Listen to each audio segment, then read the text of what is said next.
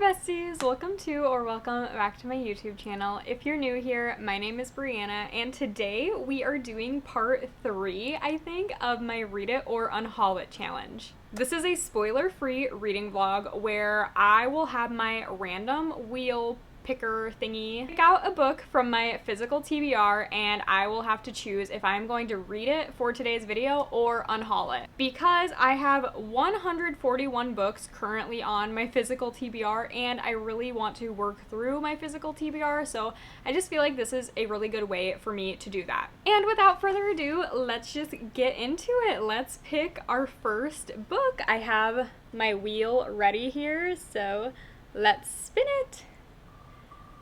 I can't hear it very well, but I think it's still spinning. Did it choose one? Did it choose one? Oh, not yet, not yet.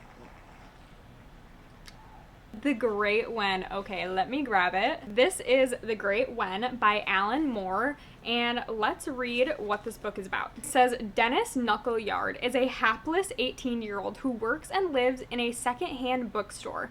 One day, his boss and landlady, Coffin Ada, sends him to retrieve some rare books, one of which Dennis discovers should not exist. A London Walk by Thomas Hampel is a fictitious book that appears in a real novel by another author, yet a London Walk is physically there in his hands nonetheless. Coffin Ada explains that the book comes from the other London, the Great When, a version of the city that is beyond time. In the Great When, epics blend and realities and unrealities blur, while concepts such as crime and poetry are incarnated as wondrous and terrible beings. But Coffin Ada tells Dennis if he does not return the book to his other London, he will be killed. So begins Dennis's adventure, delving deep into the city's occult underbelly and tarring with eccentric casts of sorcerers, gangsters, and murderers. Dennis finds himself at the center of an explosive series of events that may endanger both Londons. I don't know, you guys. This is bad. Not like this book sounds bad, but it's bad because I'm kind of leaning towards unhauling it because I'm not really in the mood for something like this right now. Like, I do think this book sounds really interesting, but I'm just not in the mood for it. And that really sucks because this book, I either have to read it right now or unhaul it. Okay, guys, I think for the first time ever in my Read It or Unhaul It challenge, I'm going to be unhauling a book. I feel bad. I feel really, really bad because I do want to read that book. Again, like, I'm just not in the mood for it, and I don't want to force myself to read something I'm not in the mood for because that is how I get into reading slumps. So I guess we're gonna remove The Great When and spin again to choose a book because I need to read for a reading vlog, you know? I feel like this wheel spins forever.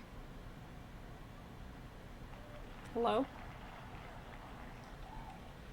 Namesake. Oh, I can't read that one. That's Fable book 2 and I haven't read Fable. Let's try again.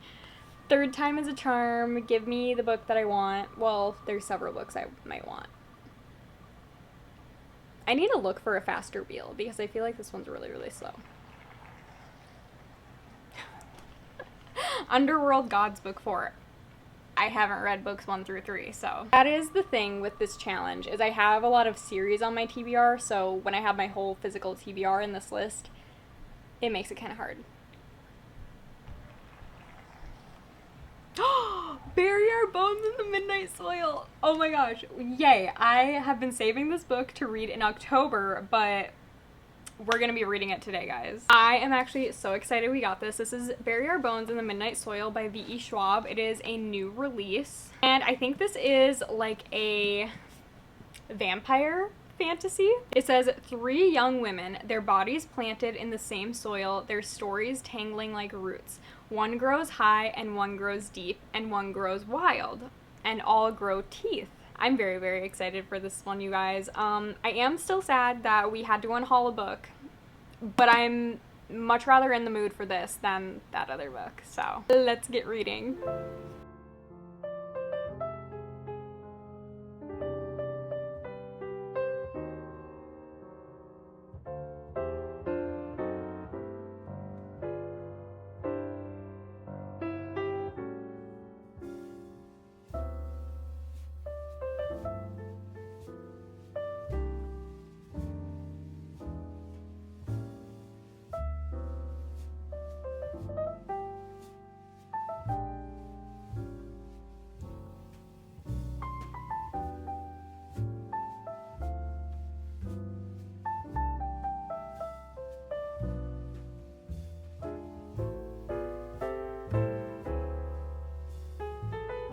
Hello, I am back. It's actually the next day. Yesterday was kind of busy. Yesterday was Monday, and Mondays are just like me trying to get into the routine of the week. And this week is a very, very busy week because of some stuff going on within my family.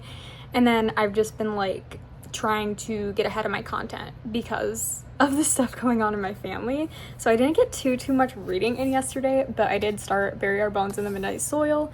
And I got a little smidgen in there. I am on page, I think it's like around 75 or 85, farther than I thought. And I could have given an update last night, but honestly, I am still not entirely sure where this book is going. This will probably be like a really short little reading update. Usually I give my first reading update once I get into the book and I know kind of what's going on, so I can tell you the plot so that you know if you're interested in a book like that or not. I don't even know the whole plot yet, so this will be a little mini update, and then maybe once I find out what we're more so getting into, then I'll come back with another update. But as of right now, we are following 3 different characters, and all of the characters taking place in a different time. So we have Maria, and she is, was it like the 1500s? Yeah, the 1500s, and she is being married off, which gives me like the Invisible Life of Addie LaRue vibes, and that's the reason I was so excited for this book, because it's by the same author and it's in that like same fantasy genre. So Maria's character is being married off. Maria doesn't want to be a wife, she doesn't want to be a bride, she doesn't want to be a mom, like she just wants to live her life freely how she wants. So we're following her in one of the perspectives, I don't know, one of the timelines, I guess. And then we're following another character, Alice, and she's more so like modern day. I think hers is 2018.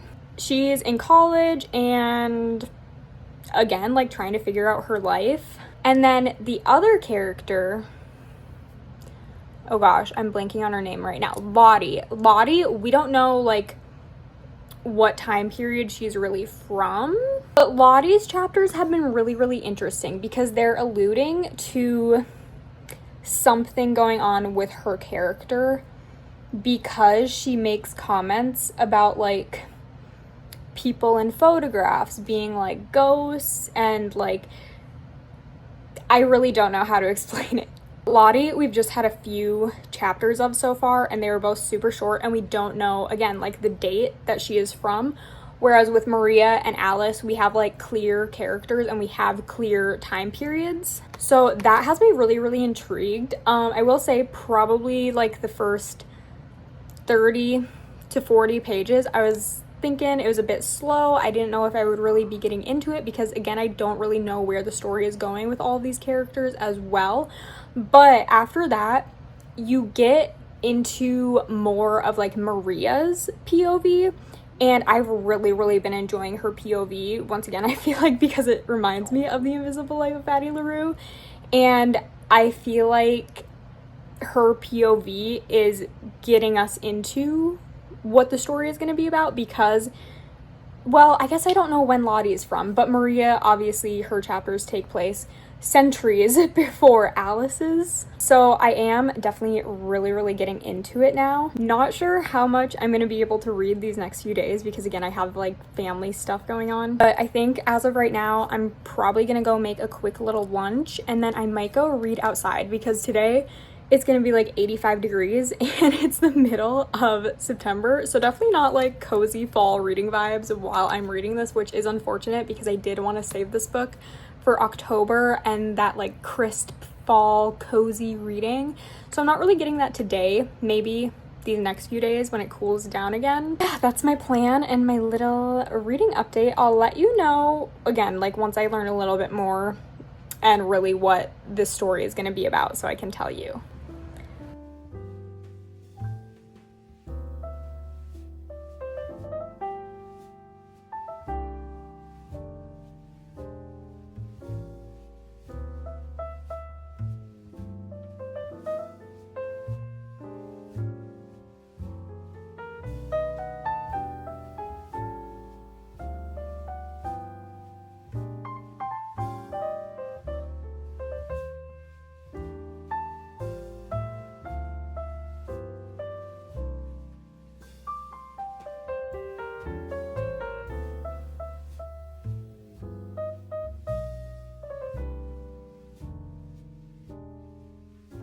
Ugh, this lighting is terrible because it's all cloudy out right now. But I ended up reading a lot more outside than I was planning on it. I was honestly outside for a lot longer than I was planning on because it was actually really, really nice. It was like 85 degrees out and it did get very, very hot at some points, but there was a nice little breeze and it's definitely like cooler than summer 85 degrees because summer is also humid here in Minnesota. So it was actually really, really nice to just chill out there for a few hours. And then things got hectic because there was some big news within my family. So I was like being updated on that. But I did get a good way through. I'm about halfway through the book now, which is crazy because that means I'm like 280-ish pages in, I think. And I definitely was not planning on reading that much more before I gave another update, but honestly, I was just like so into the book, I did not want to put it down, so I apologize that you're getting an update in the middle of the book rather than more in the beginning. I can't help it that this book got very, very addicting and I needed to read more. So how do I even tell you more about the book without giving away anything? So this is a vampire novel. We know it's like a sapphic vampire fantasy book, like that's what it was advertised as, so that's no spoiler. I will say it takes a little bit for like the vampire part to come into play, so I think that's why I was a little thrown off in the beginning of the book, because I was like, wait, I thought this was supposed to be a vampire book, and then like there was no mention of vampires anywhere yet, so I was a little bit confused maybe. Yes, there are vampires in this book, and I feel like that is really when the plot started to pick up and when I did not want to put it down. Like literally probably by page 100 I was sucked into this book and I was like, yeah, I want to just binge the rest of this, because the vampire part comes into play and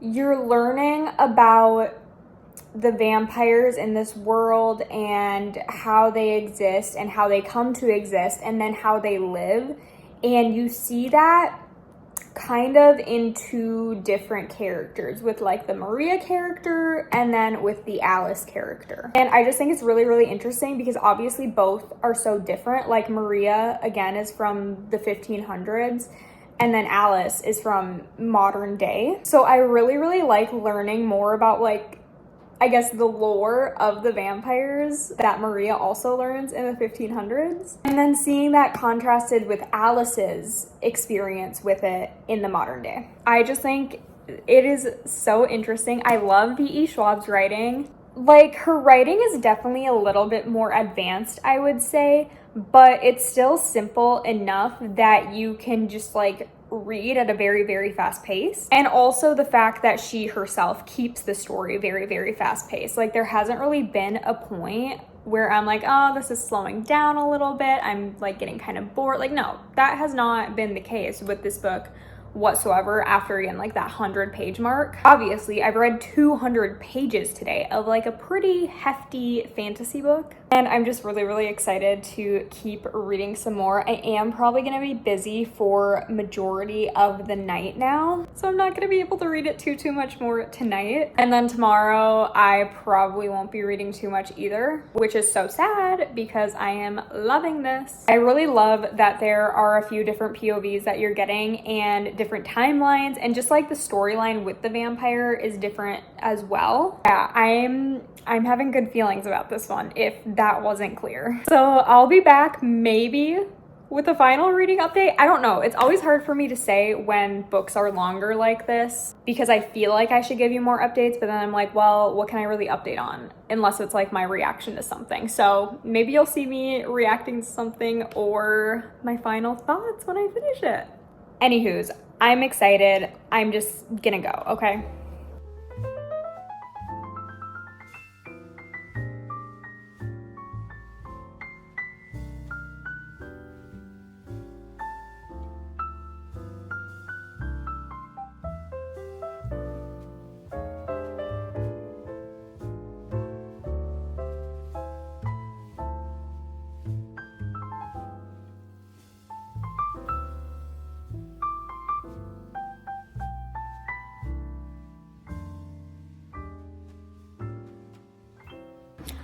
Alrighty, Bury Our Bones in the Midnight Soil is finished. So I guess here are my final thoughts and what I'm going to rate the book. Honestly, I feel like I don't have much more to say plot-wise because I gave the last update around 50% and I don't want to give more away than that. But also, like, the plot doesn't change really too much in like super drastic ways. So doesn't make sense for me to explain any more of that. So I'm just gonna basically go over my thoughts.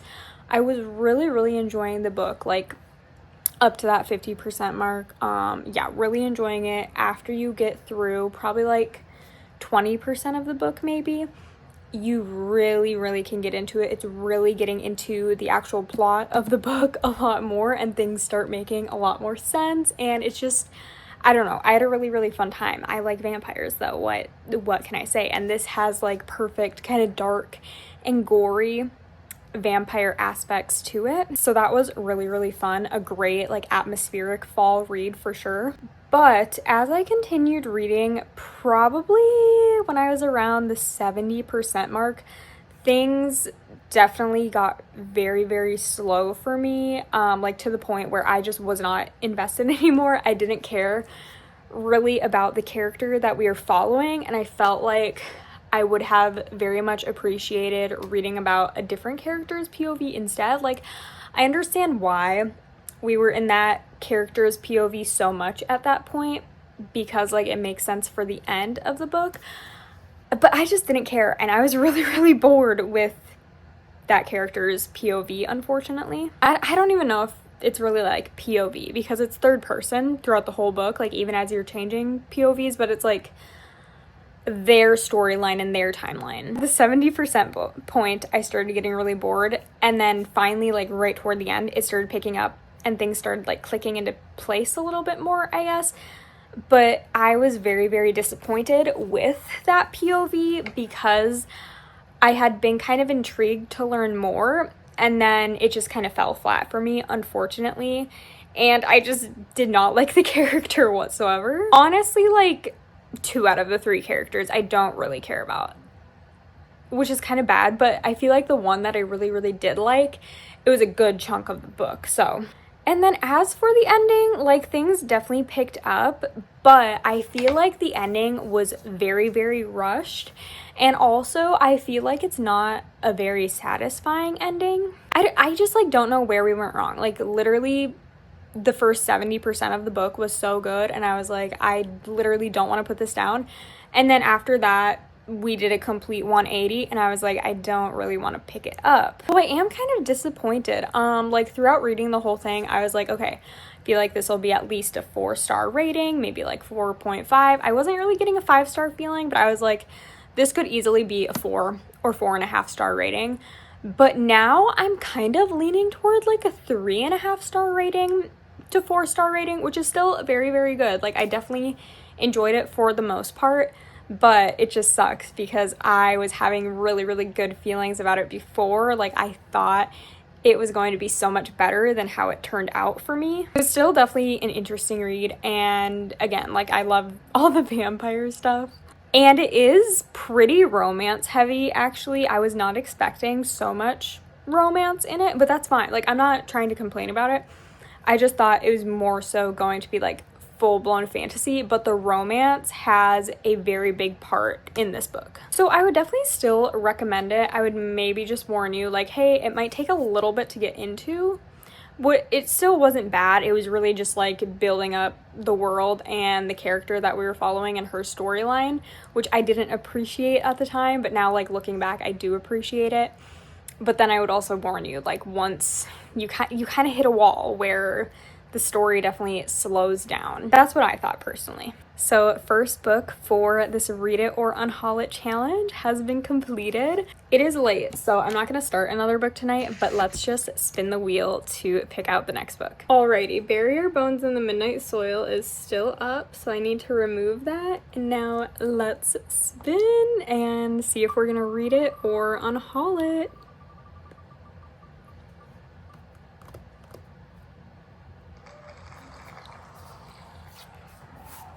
For She Is Wrath. Hold on, I need to find this because I literally like can't think about this book off the top of my head. I'll be back. Okay, literally, I was like, I can't think of that book off the top of my head. And then I was like, wait, it's a fantasy book, and it's this book, For She Is Wrath by Emily Varga. This is a YA fantasy, actually, I'm pretty sure.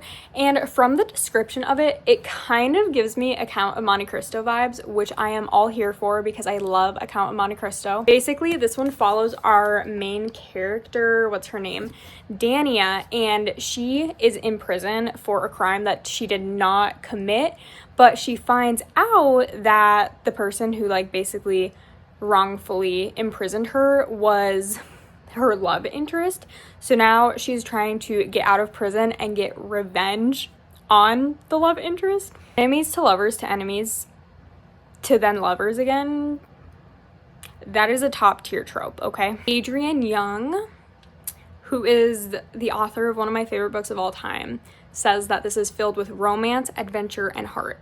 So yeah, we will be reading this. I am gonna go ahead and start this in the morning. I'm so excited for this one. I think I've had it since like the winter or maybe spring. It's been like probably at least 6 months, I would say. And like I said, I was saving it for the fall time because I feel like it sounds like the perfect fantasy fall read. I'll be back with an update once I start it.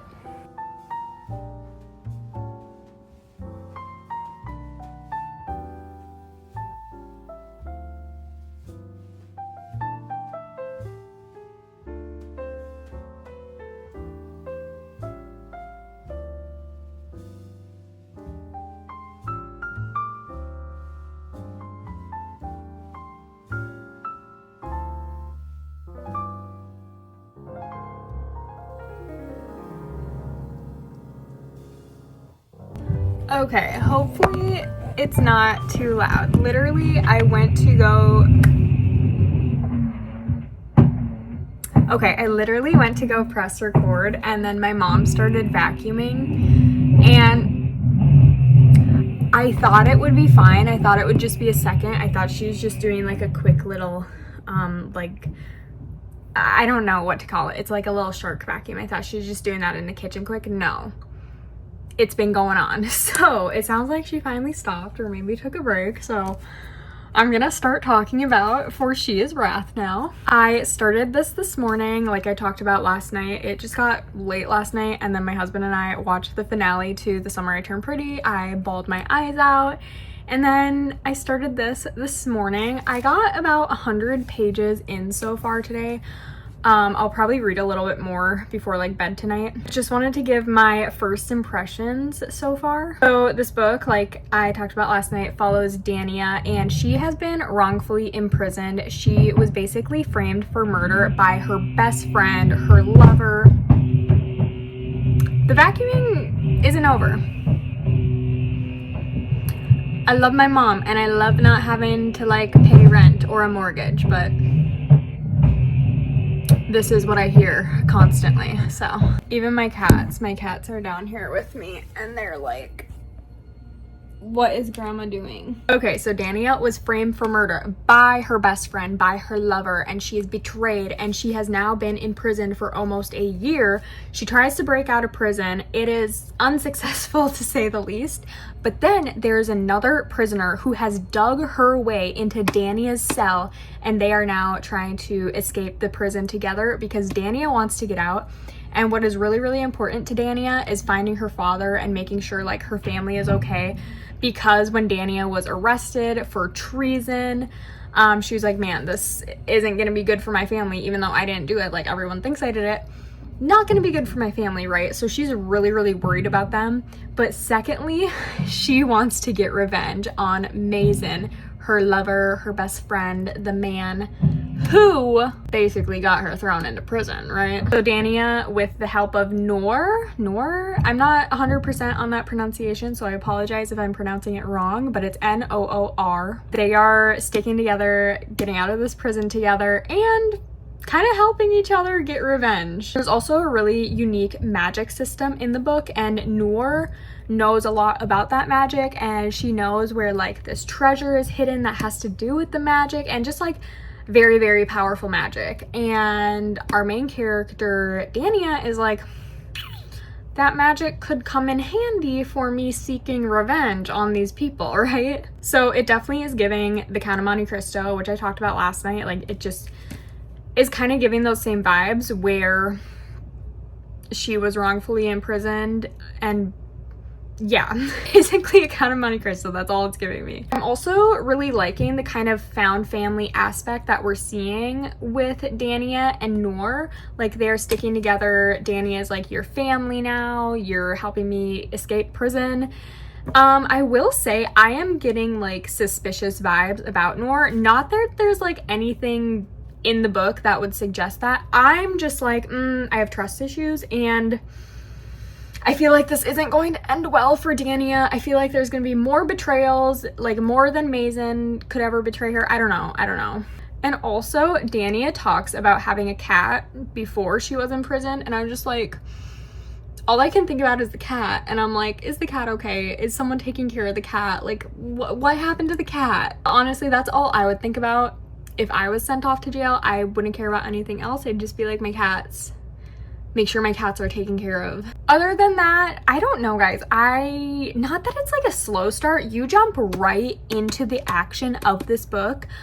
But in a way, I'm bored almost, because it seems very, very repetitive. Like, it seems like every chapter is almost kind of the same. And again, I'm only about 100 pages in, so maybe it'll pick up and change a little bit as we get more into the story, hopefully. And I would really like to see more background with her and Mason, because right away in the beginning of the book, we get like a past chapter where we see Dania and Mason kind of meet, and we haven't gotten anything since. And I'm like, to really be emotionally invested like in this whole revenge storyline and in Mason and Dania, I need to see their past. I need to see how they were best friends and how they interacted before she was imprisoned, right? Does that make sense? I hope what I'm saying is making sense. I feel like I'm kind of just rambly, but yeah. A little bit bored. I'm not like grabbing for the book. I'm kind of sitting down and forcing myself to read, which I feel like is never a good sign, because if I don't feel like picking up a book, I don't feel like picking up a book.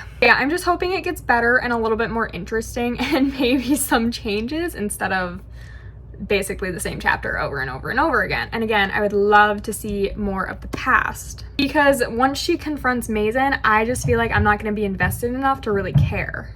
Okay, I'm going to quit yapping. I'm going to read a little bit more tonight, probably after supper. I'll see ya when I see ya.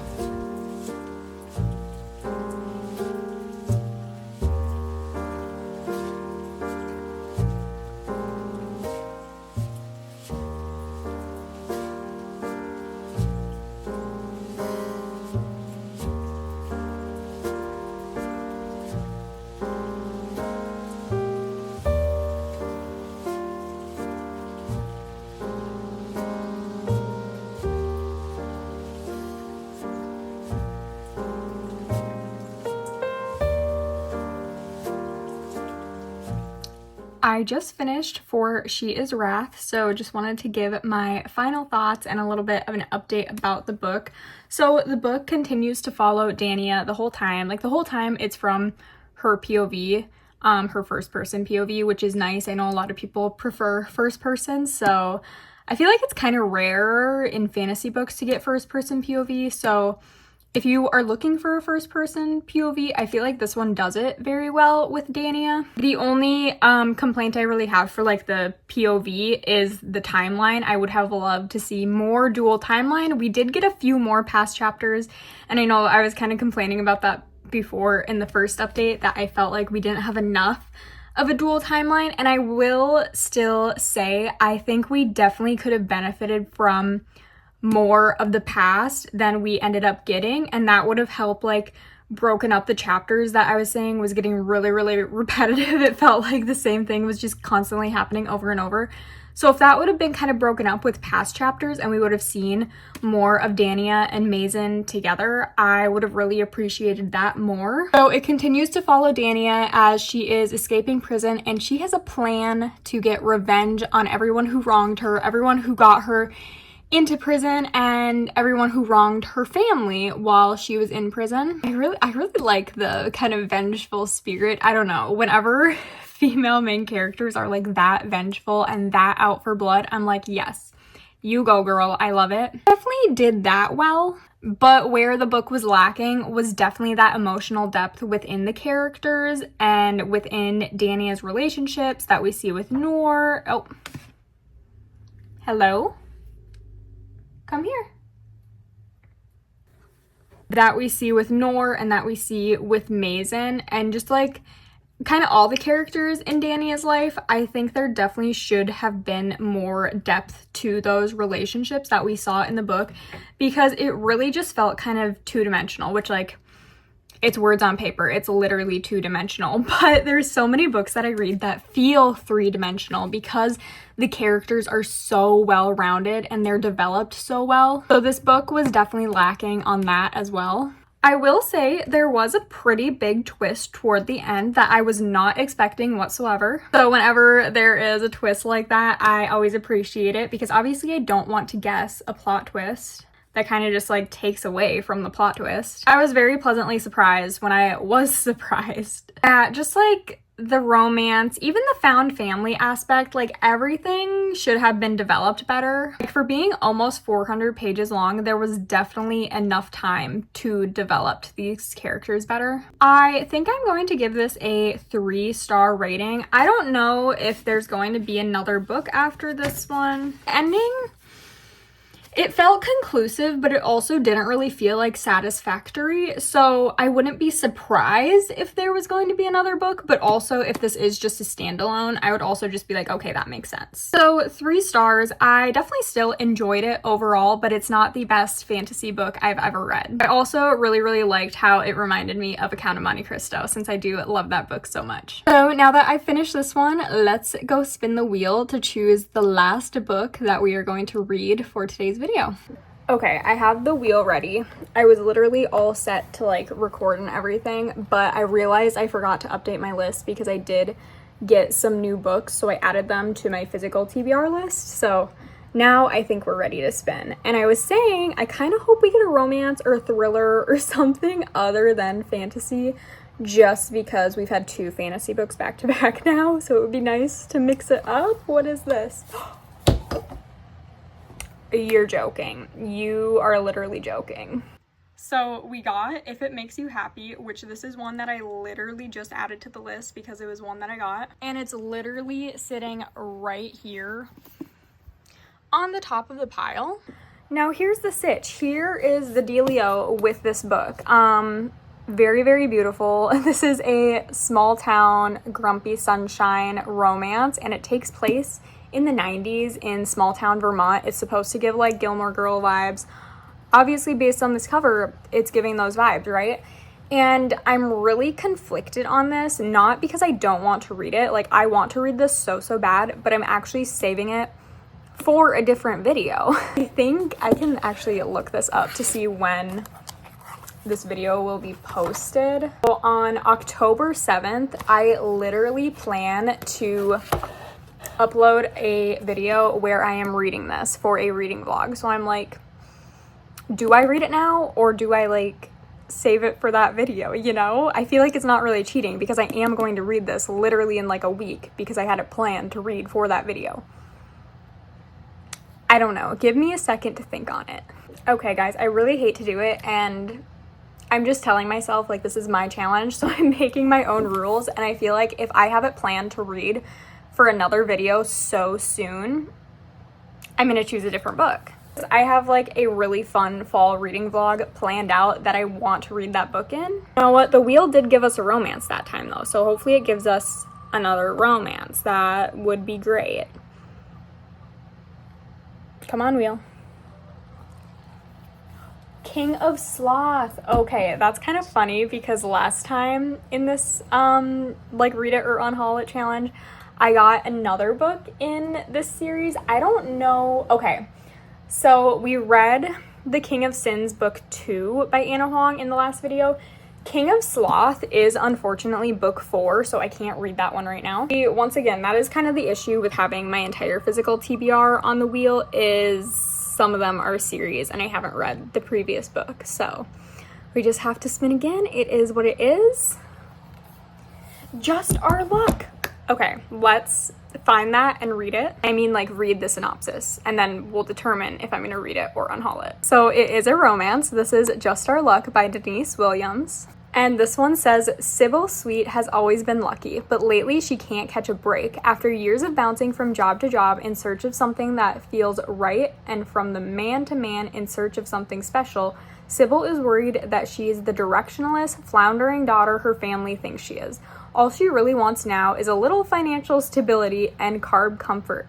Lucky for her, she's got just enough in the bank to buy a lottery ticket, and the late night donut store is open. Kieran Anderson put his dreams of becoming a doctor on hold to take over running his family's bakery, and after fighting a losing battle to save the place, he's exhausted, broke, and no closer to getting back to school. But when a whirlwind of a woman sweeps in late one night, flirty energy gives way to more. Until she runs out the next morning, leaving behind her winning lottery ticket. Lucky for Kieran, his attempt to return the ticket looks like a grand romantic gesture and goes viral, sending sales through the roof. An effort to keep the store afloat and to convince Sybil's family she can make good relationship choices, they agree to fake a relationship for 3 months. Even after winning hundreds of millions of dollars, finding each other might end up being the sweetest bit of luck for both of them. This sounds like a perfect kind of fluffy romance, even though it does sound like there's going to be more emotional depth to the characters. But yeah, this sounds like a really, really good romance, and I love baking, and he is a baker. This sounds really, really fun, and I was hoping for a romance, so I am going to read this.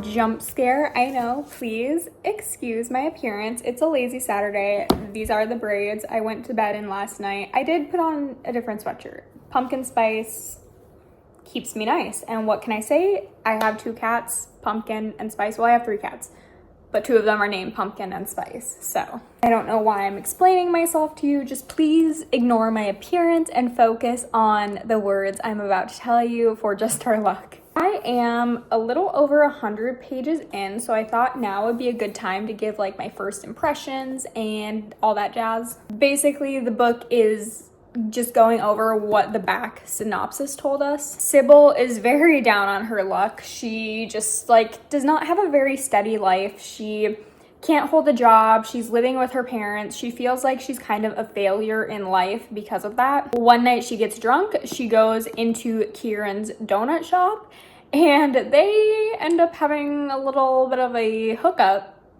in the office of the donut shop. And earlier that day, Sybil had bought a lottery ticket and she leaves it there at the donut shop. So Kieran is a great guy, and he finds out that the lottery ticket that she bought and left there is the winning lottery ticket for like $300 million. But instead of taking that and cashing that, I guess it's not really cashing a check when it's a lottery ticket. I don't know how it works. Anyways, instead of taking that money for himself, he basically goes on the news and he's like, hey, there's this great girl who left the winning lottery ticket here. I would love to see her again. To basically like bring in more customers to the donut shop, because the donut shop is kind of failing and they can't afford that right now. And he also does want to see Sybil again because they had like chemistry. So Sybil goes to the donut shop, takes the lottery ticket. She doesn't want to take all of the winnings because she's like, you're a really great guy. You didn't steal all my money. I want to like split this with you. And Kieran is a really like true, honest guy. He's like, no, I'm not taking your money. Like, I'm not taking money for nothing, basically. And so Sybil is like, well, to impress my family, let's say we're dating, because they think I'm just like a failure at life. So if she had a boyfriend, that would make her look better in front of her family.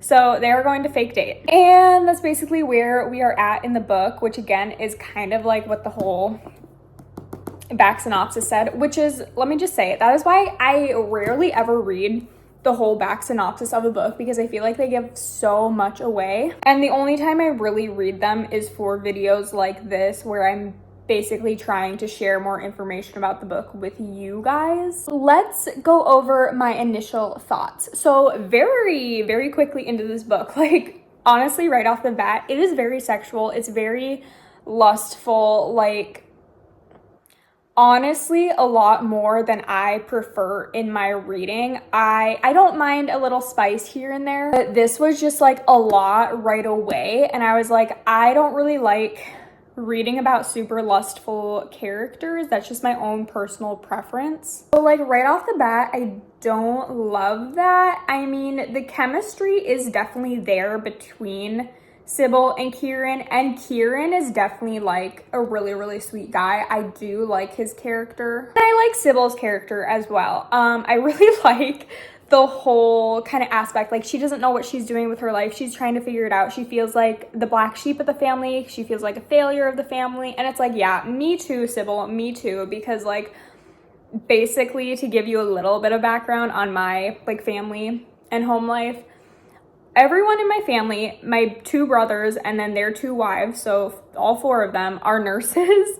And then my mom works in IT. She's very, very successful in the IT world. My husband works in IT. And then here's me, book content creator. Hey guys. I have a college degree. I don't use it. I feel Sybil there, basically is what I'm trying to say. I feel very, very deeply for her because I feel like we are similar in that way. Definitely more interested to see her journey with this and her journey with Kieran, because I do feel like they're great people overall. I guess great characters since they're not real. Also, something I do like about the book is that it is dual POV. I always love that in a romance book, but especially a fake dating romance book. I just feel like it's so important to see in both of the characters' heads when it's fake dating, when feelings kind of become real, but like neither of the characters really know what's going on in the other person's head, but like we as the reader know what's going on in both of their heads. Love that. I love the whole baking aspect. Like, also another thing about me, I actually have a cottage license so that I can bake things at home and then sell them like legally. I love to bake. I have been baking since I was old enough to like sit on the counter with my mom and bake with her. Like, probably have been baking with my mom earlier than my memory even serves. So I really, really love that like they own a donut shop and there's baking. One thing that my brain can't seem to like wrap itself around is that they're talking about this lottery and it's $350 million. I think like $250 million after taxes. And in my head, I keep on going like, oh, that's not even that much money. And then I'm like, girl, like $20,000 right now could change your life. And I'm like telling myself that 250,000 or 250 million is nothing. I don't know if I'm just like thinking that way because I think there was a recent Powerball winning of like 1.7 billion. So maybe my head is like, yeah, 250 million isn't much compared to 1.7 billion. I just keep on thinking that's funny. Like I keep on catching myself because I'm thinking like, oh, that's not that much money. And then I'm like appalled at myself afterwards. And I'm like, yes, it is. Yes, please, please universe, send me $250 million. That would be great. So those are my initial thoughts. I am liking it. It's very, very fast paced. I am able to read a good amount of it in a short amount of time. My husband's out golfing. I am going to bake some cookies and I also might bake some bagels. So we'll see how much more reading I get done this afternoon, but I do think I'll be able to finish this book very quickly. See you when I see ya.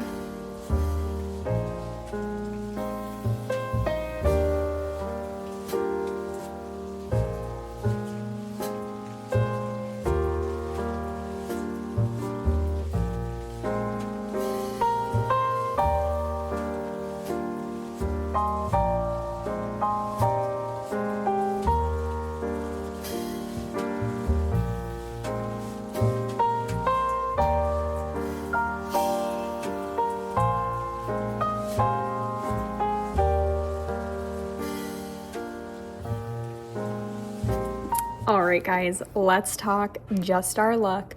I literally just finished this like a minute ago, and I am very, very happy that it's over because it was not a very enjoyable read for me. I didn't really like where the story was going, and I really didn't like some of the characters' actions actually throughout a lot of the book. And also, I just found the whole writing to be a little bit cringy. Like, I know it's supposed to be kind of like a fluffy rom-com, but oof, there's so many better rom-coms out there. So from where I left off on my last update, Kieran and Sybil are continuing to fake date each other because, again, Kieran is basically going to get a chunk of money from Sybil to fake date her because she wants to look good in front of her family, and then Kieran is trying to save his grandpa's donut shop and also go to med school once his grandfather recovers in his health a little bit. And like all fake dating books go, somewhere along the lines of the fake dating relationship get blurred and real feelings get involved. This had great potential, like so many things that I loved. A fake dating rom-com, baking. I guess that's really it, but I really, really liked Sybil's character as well because she feels so different and kind of like the odd one out in her family. So I was enjoying the setup. I was enjoying a lot of aspects, but there came a point where I did get really, really bored because it felt like kind of the same conversation and the same scene was constantly happening between Kieran and Sybil.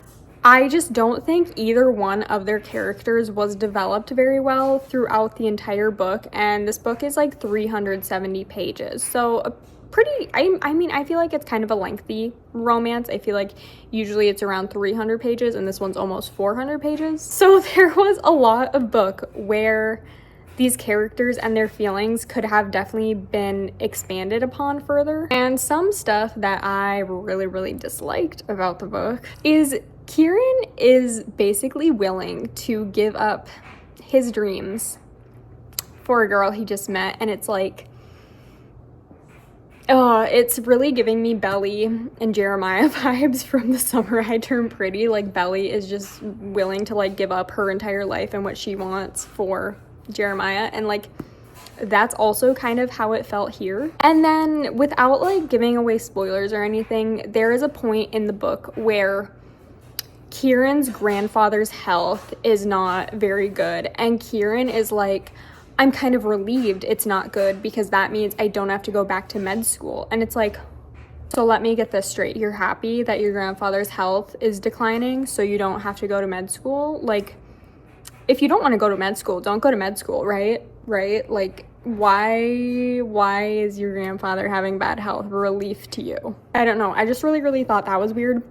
And then, again, without being like too spoilery, there is third act conflict in this book, and I feel like there's not even a resolution for it. Like, something big happens and it like blows up in their faces, and then the ending just like, I don't know, it just all comes back together somehow.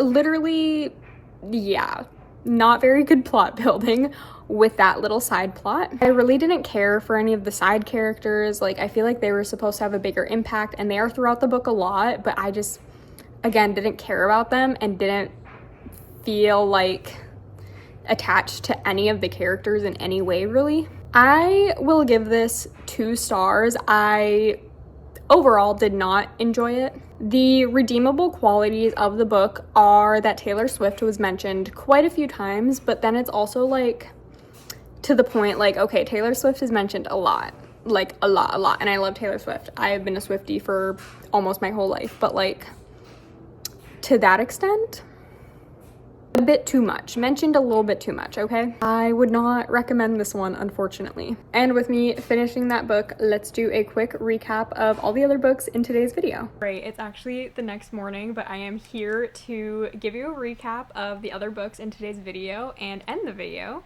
If you've been enjoying the video, please make sure to give this a thumbs up and subscribe to my channel to see more. So the first book that the wheel chose was The Great When, and this is supposed to be a historical fiction, kind of with like some fantasy and sci-fi aspects to it. And I decided to unhaul this rather than read it because I really was not in the mood to read it. After unhauling that one and respinning the wheel, I got Bury Our Bones in the Midnight Soil, and I read this. I knew I wanted to read this one immediately because it has been on my fall TBR. And V.E. Schwab is the author of one of my favorite books of all time. I wouldn't say this necessarily disappointed me because it was still a pretty good read, but I feel like it definitely fell off and it had a lot more potential. I ended up giving it a 4-star rating, so again, very, very good. I definitely thoroughly enjoyed it. I landed on For She Is Wrath, and I chose to read this one as well. This is a YA fantasy. It definitely gives me a Count of Monte Cristo vibes. And this one,